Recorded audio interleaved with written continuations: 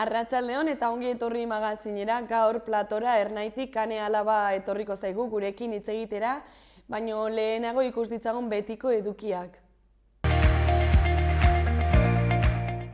Gaur 2022 urtarrilaren 26 da, ikus ditzagun gaurko efemerideak zeintzuk diren.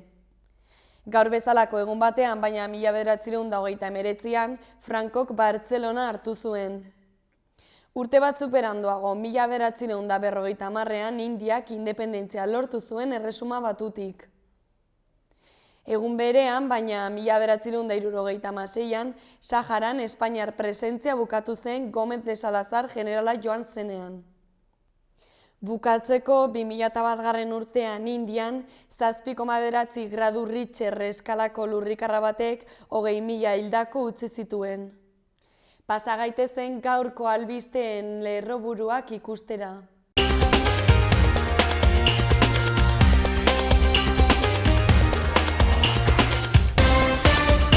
Arratsaldeon eta ongi etorri bertan berri albistegira, gaur urtarrilaren 26 da, asteazkena, hauek dira Iruñerriak eta Nafarroak utzitako albiste nagusienak. 1655 COVID positibo berri erregistratu dira asteartean Nafarroan. Elizak Nafarroan ia 3.000 ondasun inmatrikulatu dituela gogoratu eta zerrenda osoa argitaratzeko eskatu dio Foru Gobernuari EH Bilduk. Amiantoak sortutako gaixotasun profesionalaren ondoriozko alarguntza pentsioa onartu diote Zunzundegiko langile baten alargunari. Aroztegiko makroproiektuaren kontra gauzatutako desobedientzia ekimenen harira 6 herritar inputatuak izan dira eta bihar egingo dituzten deklarazioekin hasiko da prozesu judiziala. 6 urtez jarraian, Nafarroko etxebizitzen alokairu prezio igotzen ibili ondoren 2021an 1,7 jaitsi da. Erronkariko 7 herrietara iritsiko da zuntz optikoa, hilabete bukaerarako Izaba eta Uztarrozen instalatuko da eta epe laburrean gaineko herrietara. 100 ikasle baino gehiagoko parte hartu dute 2021an Iruñako udalak antolatutako natur ibilbideetan. Eguesibarreko udalak Europar Batasuna hiribideko gehiegizko abiaduragatiko isunak itzuliko ditu izabidetzean egondako forma akats batengatik. Irakaskuntza publikoaren kalitatea hobetzeko ituna urraketak salatzeko atzo goizean LAB sindikatuak elkartaratze bat egin zuen Nafarroko Gobernuko Hezkuntza Departamentuaren aurrean. 2000 de Winnipeg diario de a bordo liburua karrikaratu berri du Josu Txueka historialari lerindarrak intxorta 1937 elkartearen eskutik. 2020an eta 2021an Foru Komunitateari objektu baliotsuak eman dizkioten 122 persona aintzatetsi ditu Nafarroko Gobernuak. 13 emakume kirolarik bat egin dute beren esperientziak ikastetxetara hurbiltzeko Nafarroko Kirol Institutuaren programarekin.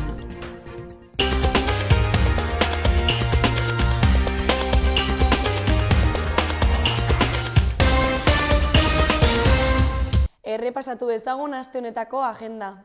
Gaur arratsaldeko 5:30 Narrotun Bekatorosak liburari buruzko workshop artistikoa egongo da euskaraz. Ordu erdi beranduago arratsaldeko 6etan, baina Zibikan Iruñean Lur Usabiagaren eskutik sorgin txikia ipuin kontalaria egongo da. Horretaz gain arratsaldeko 7:30etan Labagunean Inigo Astiz eta Larraren eskutik olerki eta musika errezitaldia. Bihar arratsaldeko 6etan Potxak eta Lur magikoa ikuskizuna egongo da Atarrabeako Kulturetxean Jaione Urtasuren eskutik. Bihar ere, baina 7etan Nafarroako Antzerki Eskolan Antigone edo Ezetzaren beharra antzerkia ikusgai egongo da. Ostiralean arratsaldeko 6etan Txantreako Salestarretan Matilda Horrentzako filma ikusgai izango da. Bestalde, Katakraken arratsaldeko 7etan Azken Patriarka liburuari buruz hitz egiteko irakurketa taldea elkartuko da. Larunbatean goizeko 9etan Latasako zezentegitik abiatuta Mintzakide Mendi taldearen irtera egingo da Ergara. Bestalde, Nonaren sekretua txontxongilo emanaldia izango da arratsaldeko 6etan Mendillorriko Zibiboxen. Eta agendarekin bukatzeko igandean arratsaldeko 5:00 aurrentzako zinea Txantreako Euskaldunon biltokin. Horretaz gain, Odei Magoaren ikuskizuna egongo da Burlatako Kulturetxean arratsaldeko 6:00. Aztertu ditzagun orain gaurko egunkarien azalak. Diario de Notiziasekin hasiko gara. Lerroburu nagusiak dio ospitaleratzeen gorakadaren aurrean murrizketak luzatzea aztertzen ari dela Nafarroa. Honen ondoan Sarapinaren ustezko hiltzaileak gaur Tuteran agerraldia egingo duela azpimarratu du egunkariak. Beherago horrela dio hurrengo lerroburuak. 1998 eta 2015 urteen artean inmatrikulatu zituen 50 ondasun salatu dituela onartu du Nafarroako Elizak. Honen azpian argazki batek lagunduta, NUPek bilabesentzat energia sortzen duela dio lerroburuak. Goiko aldean hori azpimarratuta alde batetik David, Tximi eta Monkaiola kotizatuenak direla adierazi du egunkariak. Bestetik Gaiarren in extremiseko El Rey Tuerto produzituko dela ohartarazi du egunkariak. Bestalde azalaren eskuineko aldean asteko soilik Navarrasumak egin duela bizikidetza planaren aurka negargarria ikusten baitu ohartarazi du Diario de Notiziasek. Bestalde Labairuri adingabe atzerritarren aurkako datuak filtratzea leporatu diotela nabarmendu du. Ukrainiak Errusiaren berehalako eraso baten arriskua baztertu duela azpimarratu du. Eta bukatzeko nazioarteko diru funtsak Espainia eurogunearen gainetik gaztea aurreikusi duela adierazi du egunkariak. Orain Diario de Navarrara pasako gara. Lerroburu nagusiak dio Nafarroa 6. olatuaren presioa murriztu arte murrizketak mantentzearen alde agertu dela. Ondoan gorriz idatzita Gobernu Zentralak Tuterako trenbidea ateratzea aurreikusten ez duela nabarmendu du egunkariak. Honen azpian argazki batek lagunduta futbolak unzue babesten duela nabarmendu du egunkariak. Goiko aldean grisez azpimarratuta lehenengo lerroburuak horrela dio. Ogiaren eta Korreosen lotura Sarasaten. Bestalde hurrengoak dio Tanak Sarrigurenen 1.200 isun balioagebetu dituela. Eta bukatzeko azkenekoak Teresa Unzu Xabier komisioilarien sortzailetako bat dela ohartarazi du. Gararekin jarraituko dugu orain. Azalaren lerroburu nagusia sarek egindako txosten baten aipua da eta horrela dio. Eskubidea ezin da espetxeetako atean geratu. Honen azpian hegazkin baten argazkiak lagunduta lerroburuak dio Amerikako Estatu Batuak Errusia zigortzeko prestatzen ari dela. Horretaz gain Euskal Autonomia Erkidegoan zioak askatzean Osakidetzak ebakuntza gelak ireki dituela azpimarratu du egunkariak. Bestalde Nafarroako bizikidetza planak zeharkako akordioak bilatzen dituela nabarmendu du.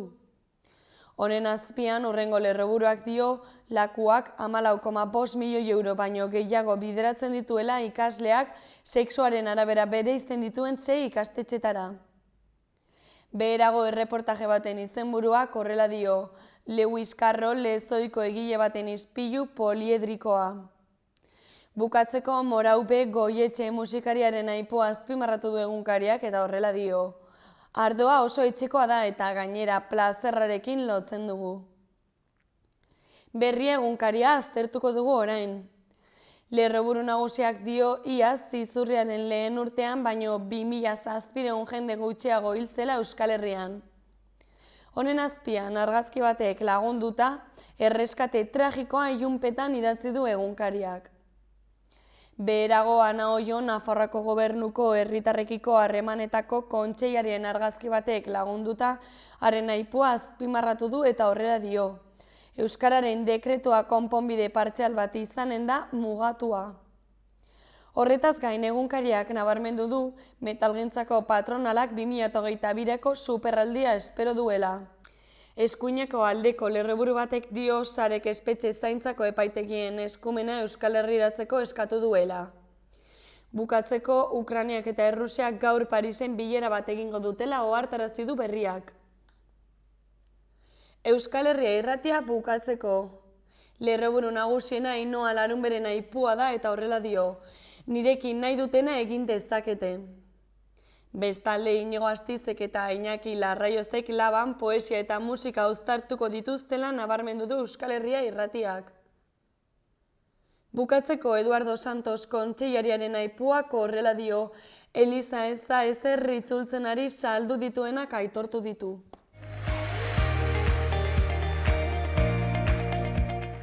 Eta bukatzeko pasagaitezen gaurko eta biharko eguraldiaren iragarpena ikustera. Gaur asteazkena eguraldi eguzkitsu eta egonkorra jarraipena izango du. Goizean goiz izotz egingo du eta lainogune batzuk agertuko dira, baina gaur ere eguzkia izango da protagonista.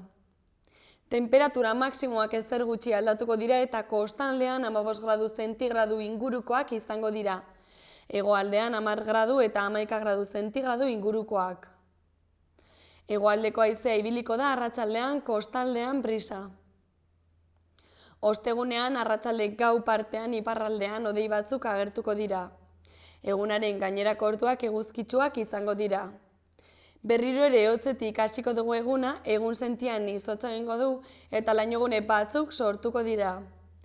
Haize suabea ibiliko da eta goizean ipar osagaitik finkatuko da, ondorioz eguneko temperatura apur bat jaitsiko da. Beherakada da hau batez ere Kantauri isurialdeko zenbait lekutan nabarituko da. Arratsalde gau partean kostaletik behe-hodeien tarteak agertuko dira eta ipar parteran zabalduko dira.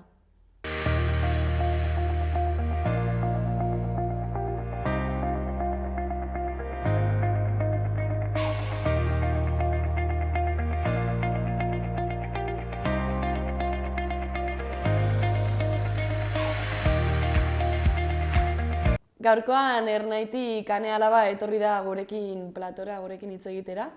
500 eta aztutik lelopean ekimena saltzeko. Zer modu Ane? Kaixo, ondo, pixka urduri eta gogoekin ekimenari buruz hitz egiteko zuekin. Oso ongi, perfecto.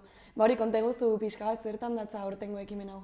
Bueno, 2 urte ez daramagu udaberriko ekimena bere horretan ospatu gabe, pandemia dela eta formatuaz aldatu edo bertan bera ustera behartuta ikusi ginelakoan eta aurten gazte martxa, ohiko gazte martxa eta jaialdi musikatua uztartuko duen formatu bat daukagu eskuartean. Oso ongi.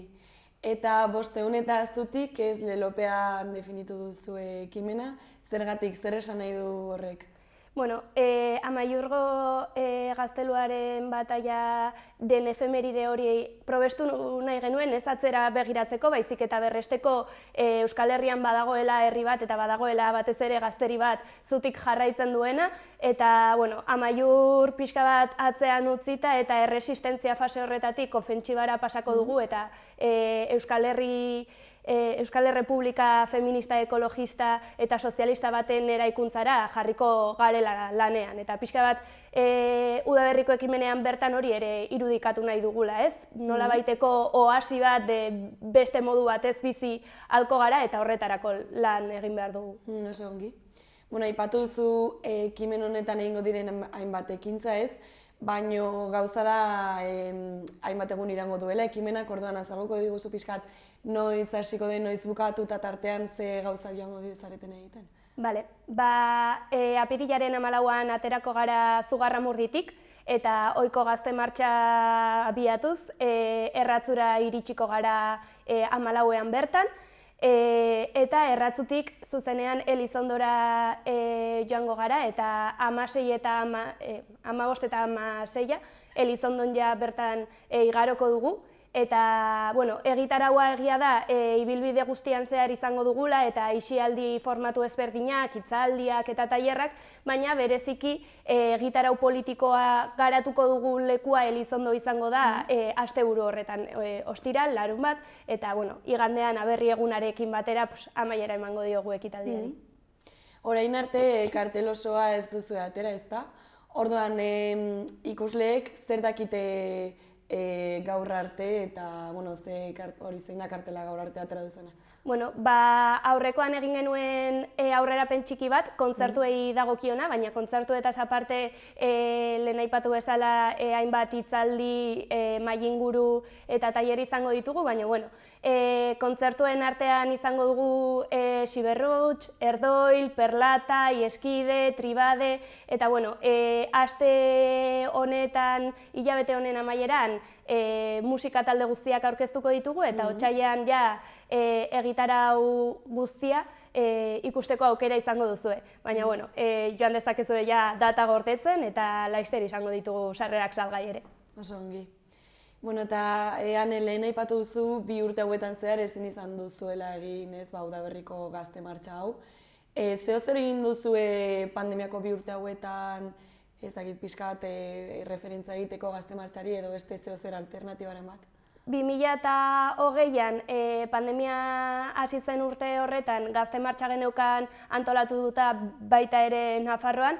Kasu honetan Nafarroa erdialdea igaro behar genuen Usuetik Tafallaraino. Eta pandemia hasi eta berehala bertan bera utzi behar izan genuenez, nahiko mugatuak ziren horri buelta emateko aukera, baina hala ere bide bat deitzen zen urte horretako gazte martxa eta bide bat telematikoa egin izan behar genuen, konfinatutak endelako bakoitza bere etxean. Orduan, nolabait egitarau politikoa, hitzaldi batzuk telematikoki jarraitzeko aukera izan genuen, baita ekitaldi politikoa bere horretan, bideoa eta hitzartzea ere modu telematikoan proiektatu izan genuen. Nolabait bilatzen, naiz eta etxean egon komunitate eta bizirik zegoela gazteria eta naiz eta etxean egon borrokan jarraitzen zuela gazteria gogorarazteko.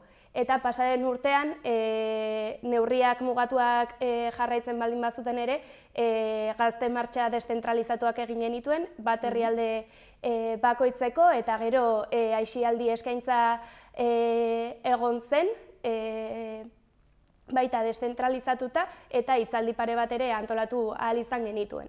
Oso ongi. Eta orduan aurten pandemiari aurre egiteko nola prestatu duzu ekimena?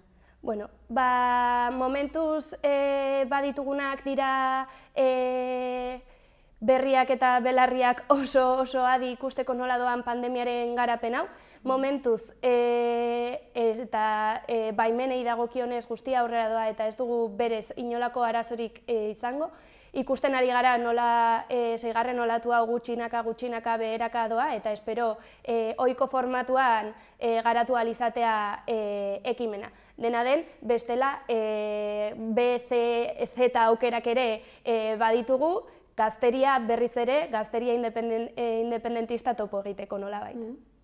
Orduan, printzipioz, pandemia hasi aurretiko ekimen horiek bezalakoa izango da aurtengoa? Hori da behintzat gure helburua eta horretarako ari gara lanean, kontrasteak eta sukaldeko lan guztia egiten eta, hala espero dugu. Orduan, COVID-ari dagokionez, hori saiatuko zarete hildo berdina jarraitzen, baino hortaz aparte saiatu zarete berrikuntzarik egiten edo aldaketaren bat pandemia baino aurretiko urte horiekin alderatuta? Denbora gehiagoz eta batez ere espazioi arreta gehiago jarri behar izan diegu hauek pandemia horrela exigituta transformaziorik beharko balute, aukera hori ere izateko. Dena den gazte martxa, justo martxa izatekotan ez dira rezinto itxiak, asko egitarauaren parte gehiena aire librean garatzen da, akanpalekuak ere aire librean dira, orduan ez legoke berezitasunarik beharko pandemiari aurre egiteko. Hala ere, urteak pasa hala eta ja Ernairen 10. urte hurrenera hurbiltzen ari garen honetan, batez ere edukiari buelta bat eman diegu eta berrikuntza asko ekarriko ditu egitarauak. Eta, orain, barkatu, segundu geratu naiz txurian. Bale, listo, botako izu galdera, Zuentzako zenbateko garrantzia dauka horrelako ekimenak eta zenbateko garrantzia izan du urte hauetan zehar? Bueno, historikoki Ezker Abertzaleko Gazte Antolakundeak garatu duen ekimena izan da udaberriko ekimena.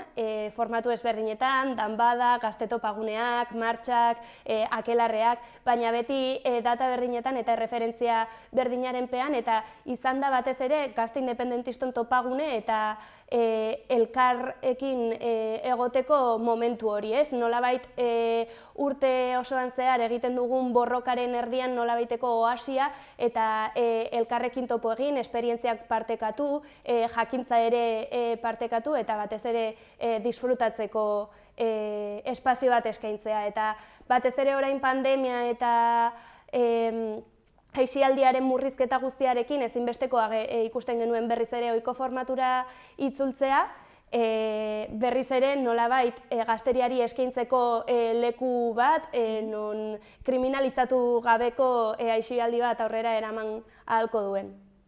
Eta ekimen hau egin duzuenean, beste urteetan, adibidez, jendearen harrera zein izan da hori jendearen erantzuna edo? Bueno, oso ona izan ohi da. Justo azkenekoa izan zen gazte topagunea eta bulkada berrien garaiara den lelopean egin genuen. Gazte Antolakundearen sorreraren 40. urte hurrena egiten zuelako eta nahiko dinamika polita izan zen urte osokoa, eta azkenean topagunean adin oso ezberdinetako jendea elkartzeko aukera eman ziguna. Aurtengo formatua pixka bat xumeagoa izan daiteke, batez ere lehenengo 2 egunak martxa izan da, baina berriz ere asteburuan horrelako harrera eta jende anitza elkartzea espero dugu. Eta aurtengo ekimenarako, zenbat pertsona gutxi gora berakit kopurua esatea zaila dara, baina zenbat pertsona espero duzu hori joatea? Normalean gazte martxa eta horrelako formatuetan 3.000–5.000 kide inguru batu izan gara, eta espero berriz ere kopuru horietara itzuli ahal izatea. Eta zehazki nori zuzentzen diozue zuek ekimen hau? Bueno, batez ere Euskal Herriko gazteriari, euskal gazteriari, eta hala ere, hain gazten ez diren horiek ere gonbidatuak daude, eta batez ere haien herriko txandetan lagundu nahi baldin badute ere superongi etorriak izango dira. Oso ongi. Eta imaginatzen dut, beste hainbat gauzen artean, ernairentzako urteko ekimen garrantzitsuenetariko bat ez izango dela. Orduan ekimen eta ondoren nola lantzen duzu edo ze jarraipen mota egiten diozue egun horiei? Bueno, udaberriko ekimenan naiz eta data oso markatua izan, Ernaik bere dinamika politiko osoa dauka, eta kurtsoa hasi zenetik aste honen ezinegona eta osasun mentalari arreta berezia jarri nahi izan diogu, eta horrekin jarraituko dugu lanean udaberriko ekimenaren ostean. Udaberriko ekimena baliatu nahi dugu pixka bat berriz ere indarrak batzeko, indar berriturik ateratzeko bertatik, jakintza berriekin, eta jarraituko dugu problematizatzen, politizatzen, benetan gazteoi eragiten diguten gaitzak eta erroan sistema kapitalista eta estatu espainola jartzen, eta horri alternatibak eskaintzeko lanean jarraitu, auzoetan, herrietan, gaztetxetan, neska gazte taldeetan eta osasun plataformetan ere. Eta, oraintxe aipatu dituzun helburu guzti horiek biltzen duzue moduren batean ekimenean edo hitzaldien bitartez aipatu duzun bezala edo? Hori da, nolabait hitzaldi zentralagoak izango ditugu, espero ditugunak, gazteria osoari zuzentzekoak eta erdigunean jarri nahi ditugun gaiak lantzeko, eta bestelako tailer eta mahai inguruen bitartez, Trasmari Biboio gaia nahiko presentzia hartuko du aurtengoan, burujabetzak eta ekologismorako bidean ere hainbat hitzaldi izango ditugu, tailerrak ere, eta orokorrean gazteon batasuna eta gazte boterearen inguruan ere nahiko hitz egingo dugu, hori badelako guk planteatzen dugun formula borrokarako. Zeo zer aipatu diguzu, baina orduan ernairentzako aurtengo 2022ko helburuak edo aurreikuspenak zeintzuk dira? alde batetik salatzea eta horren aurrean proposamenak eraiki gazteon egoerari dagokionez. Orain arte egon gara hitz egiten gure bizitzak prekarizazio prozesu amaigabe batean murgilduta daudela, eta ez soilik lanagatik, prekarietateak ertz asko barnebiltzen dituela, hor ditugu zaintza, lana, etxe bizitza, hezkuntza prozesuak ere oso prekarioak dira, eta horien salaketa sutsua egin nahi dugu. Gainera ikusten ari ditugulako gure osasun mentalaren inguruko datuak gora eta gora doaztela, anorexia nerviosoaren datuak emakumezkoen artean izugarri igo dira, suizidio tasak ere, gazteon ezin egona brutala da, eta salaketa hori egin ostean, guk ere nahi duguna da alternatibak eskaini eta alternatiba horiek eraiki. Gobernuek ematen ez digutena gure kabuz sortu eta borrokatu beharko dugulako. Eta bigarren lauhileko honetan, bi karril horietan jarraituko dugu lanean. Oso ongian, orain elkarrizketa bukatzen joateko, zehozer aipatu nahi baldin baduzu, gai librea zure txanda. Lehen esan bezala, gazte independentiston topagunera gonbitea luzatzen dizuegula guztiei, data gordetzeko gaurdanik, 15-14 apirilaren 17raino garatuko dena, eta gorde agendetan, eta laster ikusiko dituzue berri gehiago gure sare sozialetan. Oso ongian, eskerrik asko etortzagatik eta kontatu iguzun, informazio guztiengatik ere bai. Mi esker zuei.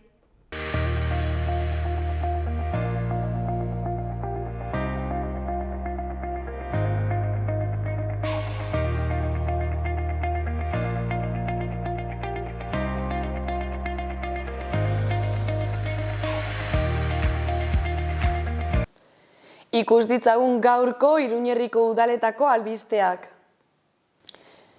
Duela egun batzuk Eguesibarreko udaletik LGTBIQ+ kolektiboaren aldeko bankua jarri zuen Sarrigurengo ikastetxeen aurrean ikastetxeetan hainbat hitzaldi eta kontzientziazio dinamika egin ondoren.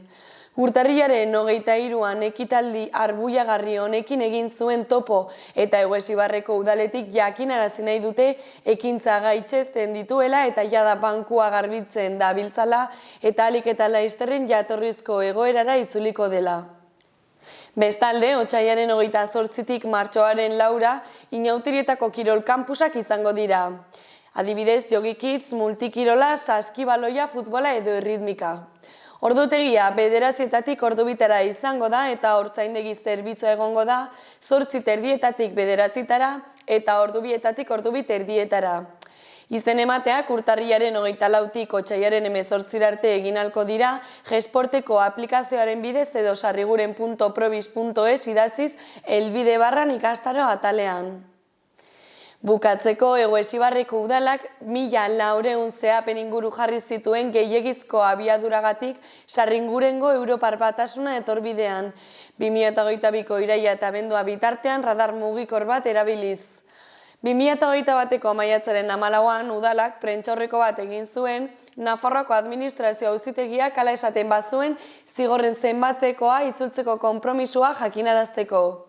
Horregatik orain, Nafarroako administrazio auzitegiak isunen izapidetzan formazteko akats bat dagoela dioen ebazpenaren ondoren, udalak zenbateko horiek itzultzeko modua aztertuko du, baina aurretik erantzukizunak eskatuko dizkio zehazpen horiek kudeatzea arduratu den enpresari bilera bat egingo baita datozen egunetan. Guztira 131 ikaslek parte hartu dute azken urtean zehar, Iruñeko udalak Agenda 21eko zerbitzuaren bitartez, hiriko fauna eta flora ezagutzeko antolatu dituen natur ibilbideetan. Halaber, 60 ikaslek intsektu mota ezberdinei buruzko prestakuntza jaso dute. Jarduera horiek guztiek udalaren ingurumen hezkuntzako programa osatzen dute, zeinak herritarren kontzientzia ekologikoa eta ingurumenarekiko kontzientzia sustatzea helburu duten lantegi eta proiektuak barne hartzen baititu.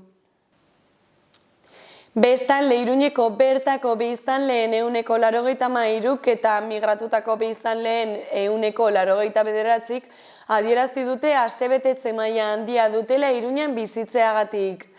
Gustura daude herrian eta horren ondorioz udalerriarekiko sustratzaile maila handia da, baita Iruñekoa izatearen sentimendua ere. Horrela, bertako biztanleen 69% eta migratuen 68% hiriko beren auzoan edo beste auzo batean bizitzen jarraituko lukete. Gaur goizean herritarren gaietarako batzordeak ezagutu duen hiriko kultura aniztasunaren diagnostikoaren aurrerapen baten datuetako batzuk dira.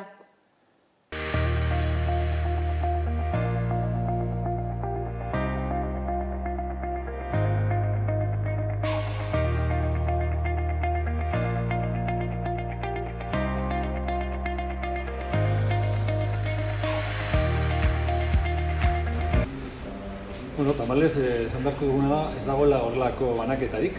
Hasiera-hasieratik Europar funtsa hauek, resilientzia eta rekuperaziorako fondotik sortuko direnak, estatuak berak jasotzen ditu Europatik, hori da markoa, hori da planteatu den eredua, eta gero estatuak erabakitzen du nola banatzen diren. Alde batetik sortu dira plan berezi batzuk, PERTE deitzen direnak, eta gero deialdi batzuk. Eta gero beste modu bat da, zuzenean, elkarte autonomoi hitzarmenen bidez ematen zaizkien fondoa. Beraz, ez dago inolako banaketarik eta bere momentuan planteatu genuen zerbait izan beharko zen argi eta garbi elkarte autonomoendako eta batez ere kasu honetan Nafarroendako, baina ez da horrela onartu, ez da horrela planteatu, eta segurazki ikusiko dugu nahiz eta Nafarroak 1,2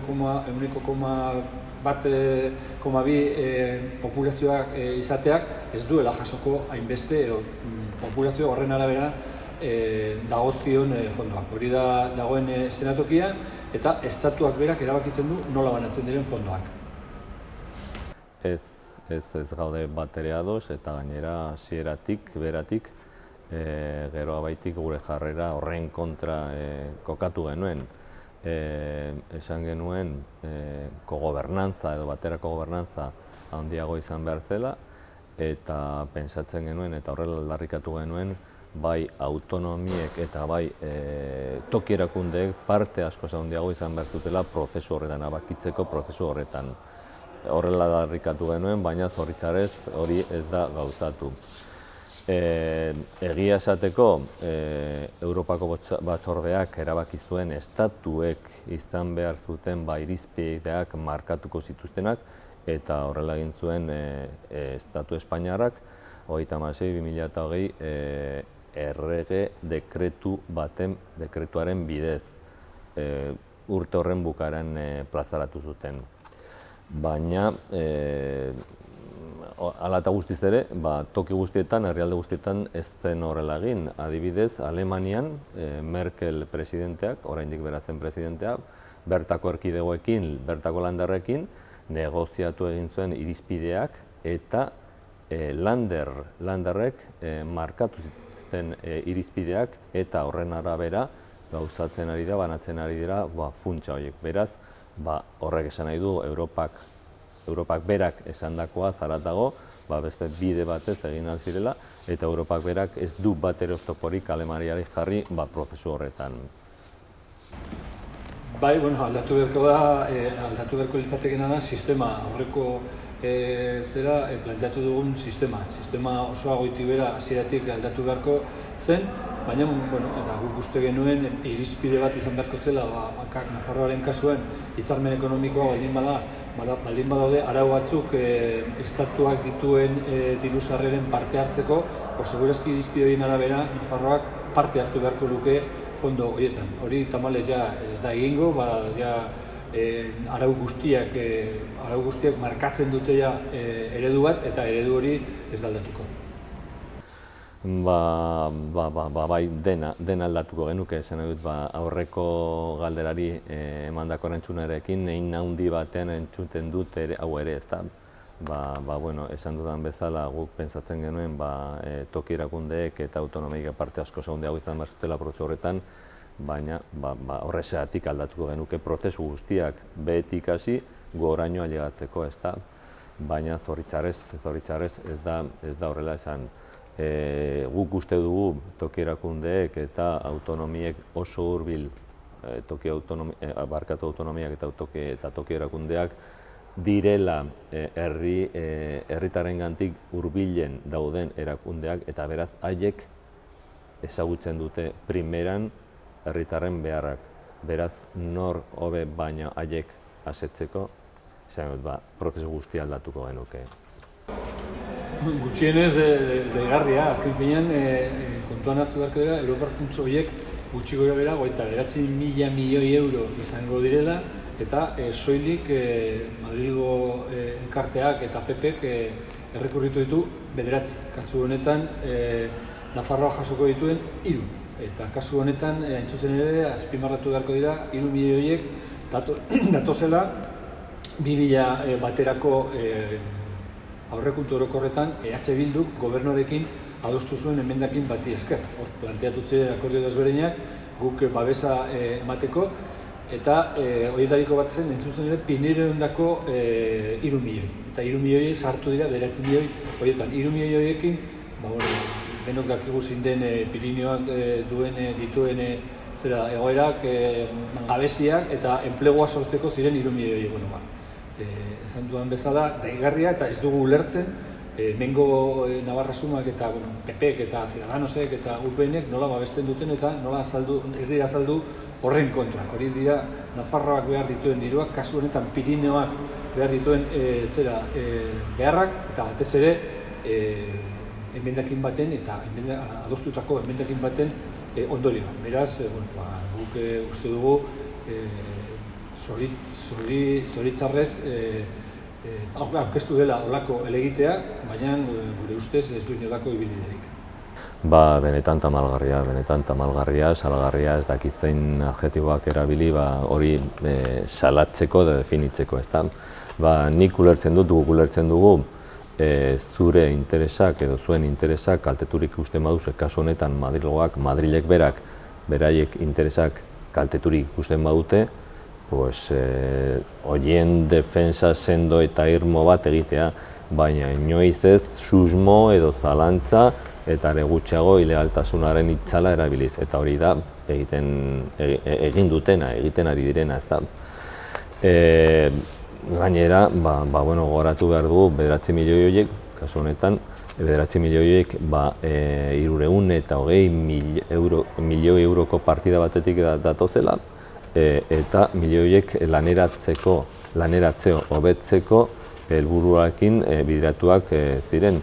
300 aldez aurretik sektoreko konferentzian berrikus ziren, eta beste 20 piloto proiektuetarako gorde ziren, gero beste erkidegoetan errepikatu ahal izateko. Nafarroari kasu honetan 3 milioi zegozkion, eta ziren hain zuzen ere eremu ustuetan laneratze hobetzeko esan dudan bezala, despopulazioaren kontra borrokatzeko. Beraz, beste 6ak Extremadurara edo Euskadira edo Valentziara bideratzen ziren, helburua antzekoekin, ezta. Esan dudan bezala tamalgarria iruditzen zaigu, politika judizialitzatzea. Eta gainera, gehitu behar dugu, kasu honetan Alderdi Popularra gezurra kontatzen ari dela. Ez da egia haiek esaten dutena banaketen inguruan, gogoratu behar dugulako, edo planteatu behar dugulako, haiek diru asko jaso dutela, haiek kudeatzen dituzten autonomietan diru asko jaso dela. Adibidez, Andaluzia, ia 2 milioi eta lehenengo postuan dagoen banaketan. Eta Madril, 1000 milioi eta 200 eta piko euro. Beraz, Andaluzia lehenengo postuan ia 2000 milioi egin, eta Madril 3. postuan. Beraz, zindira kexatu alderretatik esan dute jarri behar halako itzalak beste autonomien gan, ezta.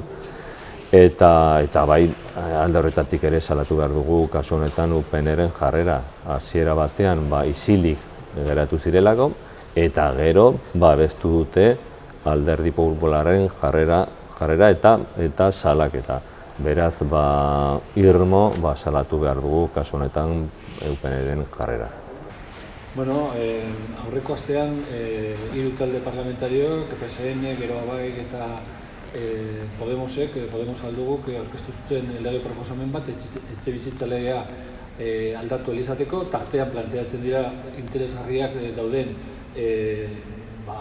alde batzuk, alkilerren inguruan, erregistro bat sortzen da, baina gure ustez badago gai polemikoa izango dena eta segurazki eztabaidagarriena izango dena eta da, hain zuzen ere, Iruñerriko eskualdean orain arte planteatuta dago etxebizitza berriak eta hirigintzako plangintza berriak egiteakoan etxe babestutarako gorditu beharko diren ehunekoa 70% zela. Hemendik aurrera planteatzen dira 70%ra jaistera eta ez dugu ulertzen eta segurazki luz eta zabal hitz egingo dugu horretaz, aukera izango dugu beste talde politiko horiek eztabaidatzeko, baina guk uste dugu kasu honetan enpresa konstruktorei kasu eta men egin zaiela onartuz haiek eskatzen zuten eta da etxebizitza libre gehiago izatea eta ez hainbeste babestu.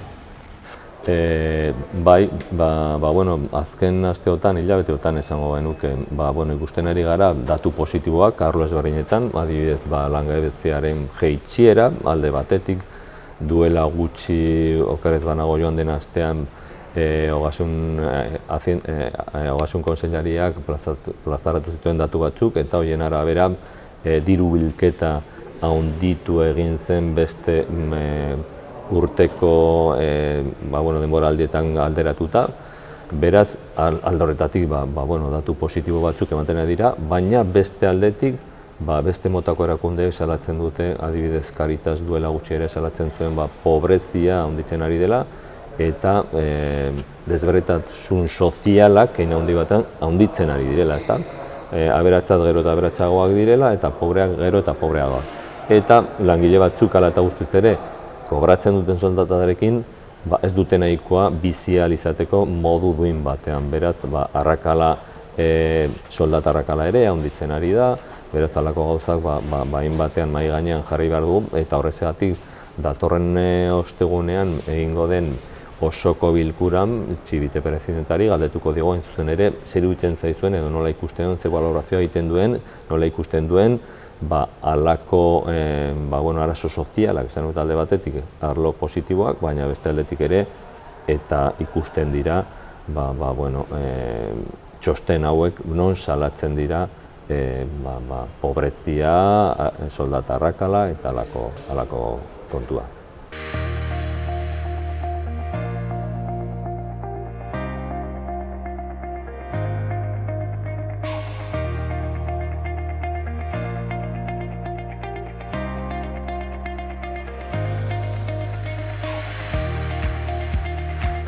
Hau izan da guztiak gaurkoz, eskerrik asko zuen arretagatik eta bihar arte. Gobierno de Navarra. Nafarroako gobernua.